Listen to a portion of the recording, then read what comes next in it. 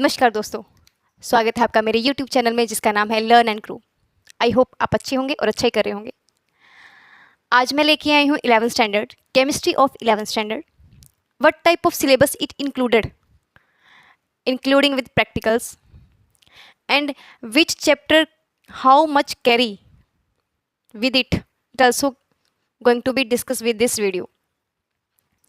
So student, हमें पता है कि जैसे 9th स्टैंडर्ड की साइंस होती है वो बेसिक साइंस की तरह काम करती है 9th और 10th के लिए, ऐसे ही जो हमारा 11th स्टैंडर्ड है वो भी एक नींव की तरह है। स्पेशली जब बच्चे 10th करके आते हैं तो उनको ऐसा लगता है कि साइंस बहुत डिफ़िकल्ट होने वाली है अगर वो साइंस ऑप्ट करते हैं फॉर 11th स्टैंडर्ड के लिए, but actually it's not true.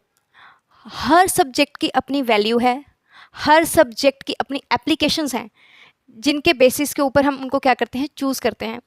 एक बेसिस हमारे इंटरेस्ट का भी आता है कि on what grounds we can select और opt the different subject in 11th standard.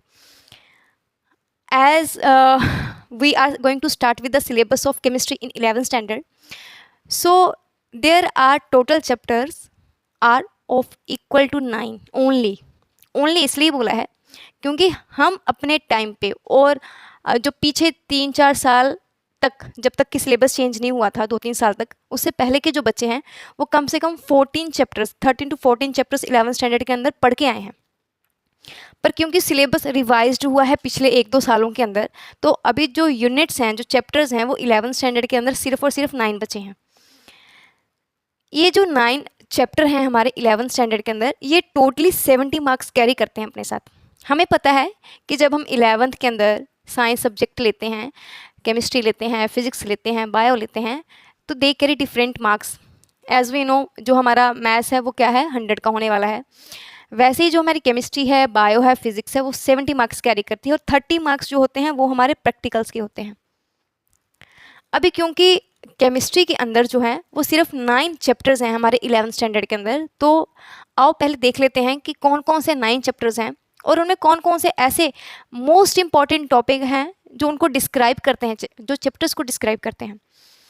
जो हमारा फर्स्ट चैप्टर है, फर्स्ट चैप्टर का जो हमारा नाम है केमिस्ट्री के चैप्टर के अंदर ही, वो है सम बेसिक कंसेप्ट। मींस जो कुछ हम कुछ 9th में पढ़ के आए होंगे, कुछ 10th में कुछ कंसेप्ट हमने रीड करे होंगे, जो हमें 11th में क्या आने वाले हैं, काम आने वाले हैं। तो हमने जो फर्स्ट चैप्टर करना है उसका नाम है some basic concepts of chemistry. इसमें हम कुछ बेसिक कंसेप्ट क्या करेंगे, पढ़ेंगे। कंसेप्ट्स ऑफ केमिस्ट्री,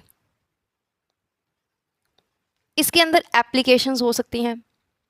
क्या स्कोप है केमिस्ट्री पढ़ने का, in which directions it can be used. उसके अंदर आप मोल कंसेप्ट पढ़ोगे जो कि आप 9th स्टैंडर्ड में भी पढ़ के आए हो। वो तो छोटा सा था बट क्वाइट एक्सप्लेन्ड टॉपिक कह सकते हैं हमारे 11th स्टैंडर्ड के अंदर है। परसेंटेज है, मोलैलिटी है, स्टोक्योमेट्रिक कोफिशिएंट है, स्टोक्योमेट्रिक ये है रिएक्टेंट हैं, ये आपको परसेंटेज एरर निकालनी आएगी, प्रेसीजन निकालना आएगा। ये सारे वो टॉपिक हैं जो हमारे फर्स्ट चैप्टर के अंदर क्या होते हैं, इंक्लूड्स होते हैं, जो हमारे आगे आने वाली केमिस्ट्री और प्रैक्टिकल्स में भी हमें क्या करेंगे, बहुत ज़्यादा हेल्प करने वाले हैं। दूसरा चैप्टर है, क्योंकि हमारी केमिस्ट्री रिलेटेड होती है हमारे एटम के साथ, तो हम यहाँ पे पढ़ेंगे स्ट्रक्चर ऑफ एटम। दूसरे चैप्टर के अंदर हम पढ़ने जाएंगे structure of atoms. As we know 11th standard के अंदर चैप्टर जो होते हैं वो क्वाइट एक्सपेंडेड फॉर्म में होते हैं, जबकि 9th स्टैंडर्ड के अंदर हमने थोड़ा थोड़ा क्या पढ़ा होता है, हेडिंग, थोड़ा सा टॉपिक, एक पैराग्राफ पढ़ा होता है, बट उसकी क्वाइट एक्सप्लेनेशन हमें 11th में ही मिलती है। एज वी नो 11th जो है वो एक बेसिक क्लास है हमारे नीट और जेई जैसे एग्जाम को क्रैक करने के लिए। तो ऑब्वियसली स्ट्रक्चर ऑफ एटम के अंदर बहुत सारे जो मॉडल प्रपोज करे हैं on the basis of atomic structure, like Bohr model है, लाइक थॉमसन मॉडल है, रदरफोर्ड का स्कैटरिंग एक्सपेरिमेंट है, how can we fill electrons according to the orbit और ऑर्बिटल स्ट्रक्चर, वो भी आएगा इसमें। 9th स्टैंडर्ड के अंदर तो हमने सीधा 2, 8, 18 का रूल लगा दिया था, बट इसके अंदर प्रॉपर एक्सप्लेनेशन है इलेक्ट्रॉनिक कॉन्फ़िगरेशन की। थर्ड चैप्टर है हमारा पीरियोडिक प्रॉपर्टीज़ के अंदर, पीरियोडिक प्रॉपर्टीज़ और क्लासिफिकेशन ऑफ एलिमेंट। मतलब जितने भी एलिमेंट्स हैं हमारे आज तक जो फाइंड आउट हो चुके हैं अप टू 120 तक, उनकी अरेंजमेंट, उनकी क्लासिफिकेशन, कौन कौन सी प्रॉपर्टीज़ हम स्टडी करने वाले हैं, ये हमारा आएगा थर्ड चैप्टर के अंदर। बहुत इंटरेस्टिंग चैप्टर है और बहुत रीजनिंग वाले क्वेश्चंस इसके अंदर आते हैं। फोर्थ चैप्टर जो हम यहाँ पे करने वाले हैं वो हमारा केमिकल बॉन्डिंग के ऊपर आता है। केमिकल बॉन्डिंग, अगर एटम एग्जिस्ट करता है तो उनके अंदर बॉन्डिंग भी एग्जिस्ट करती होगी। डिफरेंट टाइप की थ्योरीज है, मॉलिक्यूलर ऑर्बिटल थ्योरी आएगी, वेस्पर थ्योरी आएगी, valence shell electron pair repulsion theory जिसको बोलते हैं वो आएगी। कैसे दो एटम आपस में कंबाइन करते हैं, कौन से टाइप का बॉन्ड एग्जिस्ट करता है दो स्पीशीज़ के अंदर, अगर केटाइन और एनाइन है तो उनको कौन से टाइप की फोर्स हेल्ड करती है, ये सब और सब किसके अंदर आएगा, हमारा केमिकल बॉन्डिंग के अंदर आएगा, जो कि हमारा फोर्थ चैप्टर है। फिफ्थ चैप्टर जो हम यहाँ पे करने वाले हैं, फिफ्थ चैप्टर जो हमारा यहाँ पे स्टेट ऑफ मैटर था वो एक्सक्लूड हो गया है, उसकी जगह जो चैप्टर आया है वो है हमारा thermodynamics. Thermodynamic various type of laws, energy, Gibbs free energy की टर्म आएगी पढ़ने के लिए। एक्चुअली पहले 4 चैप्टर तो बच्चों को बड़े इजी होंगे लर्न करने के लिए, but as we know difficulty level will increase from simple to complex. Obviously in the science हम क्या पढ़ते हैं, सिंपल से कॉम्प्लेक्स जाते हैं तो वो कॉम्प्लेक्सिटी थोड़ी थोड़ी आती रहेगी। थर्मोडायनामिक्स के बाद आने वाला जो चैप्टर है डेट इज़ द इक्विलिब्रियम।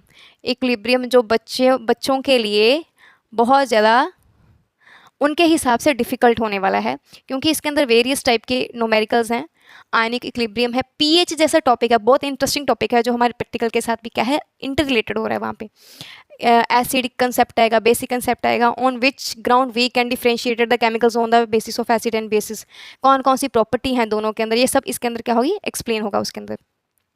उसके बाद हमारा है रेडॉक्स रिएक्शन। रेडॉक्स के बिना तो हमारी 11th की केमिस्ट्री अधूरी है बिल्कुल, जिसके अंदर हम different electrochemical cell, electrodes, electrode potential, ये सब क्या करने हैं पढ़ने वाले हैं। एक टाइप ऑफ सीरीज़ आएगी, इलेक्ट्रोकेमिकल सीरीज़ आएगी, जिसमें हमने इलेक्ट्रोड पोटेंशियल के बेसिस के ऊपर एलिमेंट्स अरेंज करके रखे हैं। वो रेडॉक्स रिएक्शन का चैप्टर है, जिसमें हम पढ़ेंगे ऑक्सीडाइजिंग एजेंट क्या होते हैं, ऑक्सीडेशन क्या है, रिडक्शन क्या है, लॉस ऑफ इलेक्ट्रॉन किसको बोलते हैं, ये सब इसके अंदर पढ़ने वाले हैं।